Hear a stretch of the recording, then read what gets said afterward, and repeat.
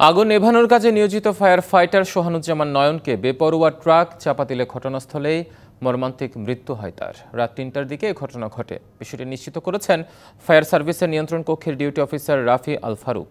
২৪ বছর বয়সী নয়ন রংপুর জেলার মিঠাপুকুর থানার আখতারুজ্জামানের ছেলে।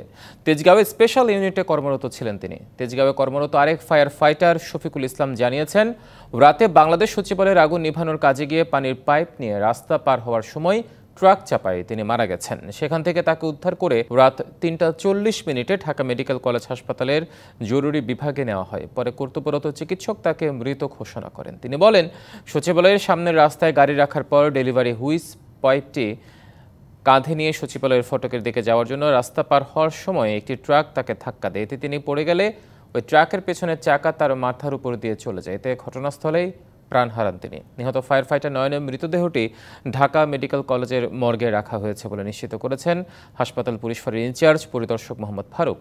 এর আগে রাত ১টা ৫২ সচিবালয়ের ৭ নম্বর ভবনের ৬ তলায় আগুনের খবর পাওয়া যায়। পরে দ্রুত সচিবালয়ে থাকা ২টি ইউনিট আগুন নিয়ন্ত্রণে কাজ শুরু করে। পরে সেখানে ১৮টি ইউনিটের পাশাপাশি সেনাবাহিনী, পুলিশ ও বিজিবিও আগুন নিয়ন্ত্রণে কাজ করে। কী কারণে আগুন লেগেছে তা এখনও জানা যায়নি, তবে প্রাথমিকভাবে ক্ষয়ক্ষতির পরিমাণও জানা সম্ভব হয়নি।